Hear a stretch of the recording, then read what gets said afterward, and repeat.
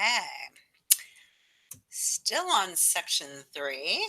Yeah, still tangent to a curve. Let's just look at today's are a little more complicated examples. So day 3 of section 3.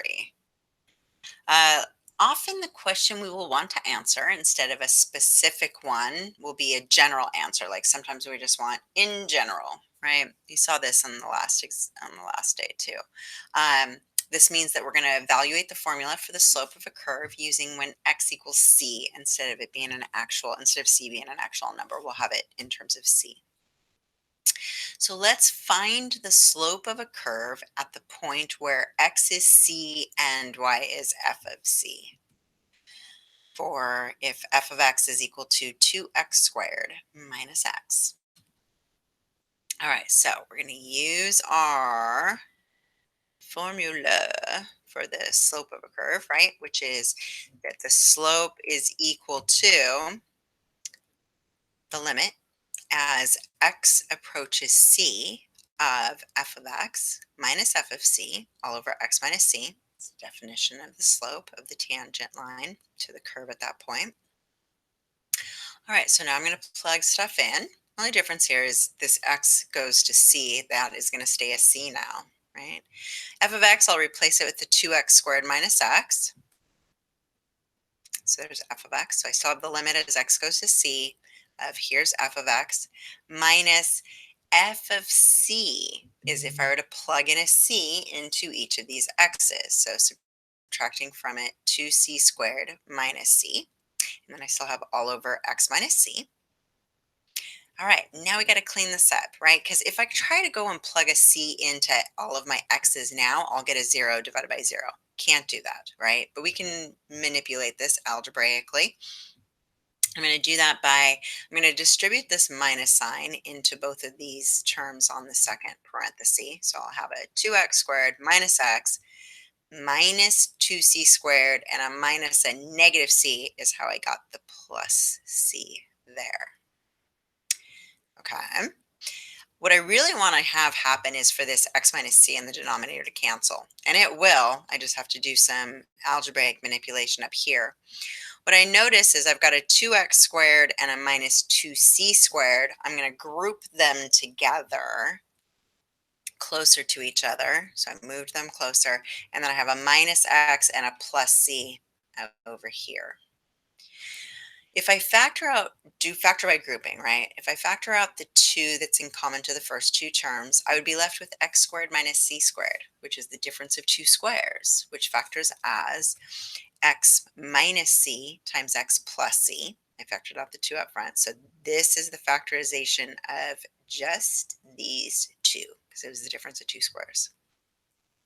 From the third and the fourth term, I'm going to just factor out that negative from the x and the negative from the positive c, so that I factor out a -1, and then I've got x minus c in the parentheses.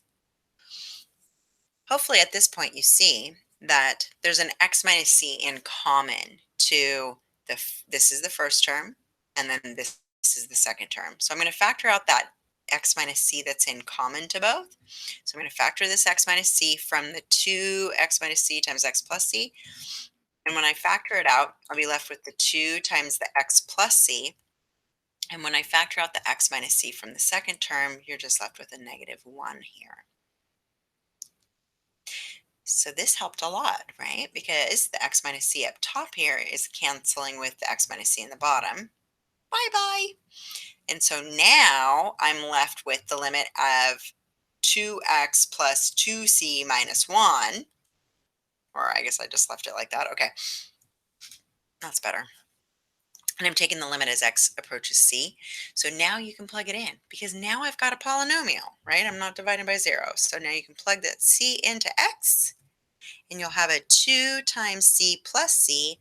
Well, c plus c is 2c, and then times 2 gives you 4c. Ta-da!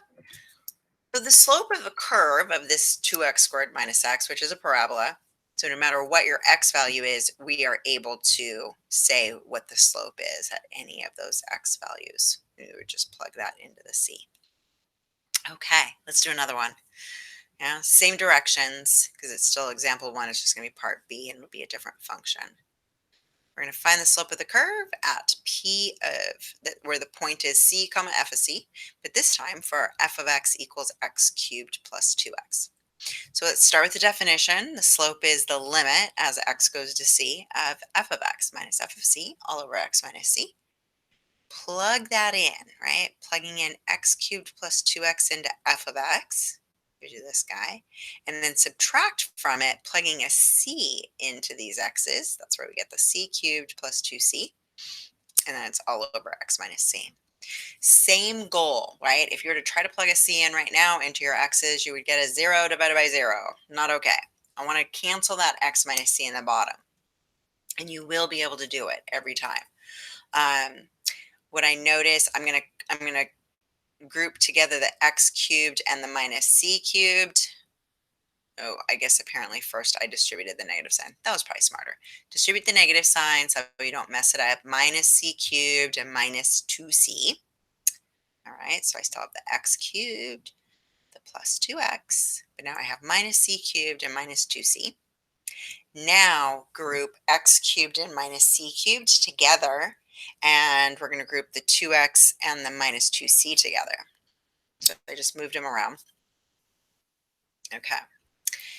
This is going to be a throwback. Throwback. X cubed minus c cubed is the difference of two cubes, which is the song. Do you remember? You take the cube root of the first and the cube root of the last with the sign in the middle.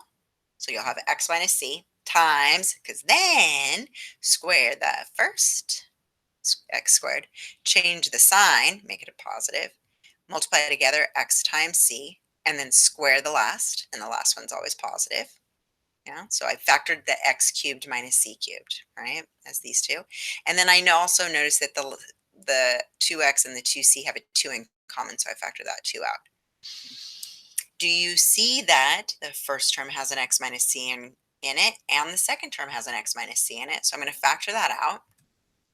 So I factor out the x minus c, and you're left with the x squared plus xc plus 2 plus c squared plus 2.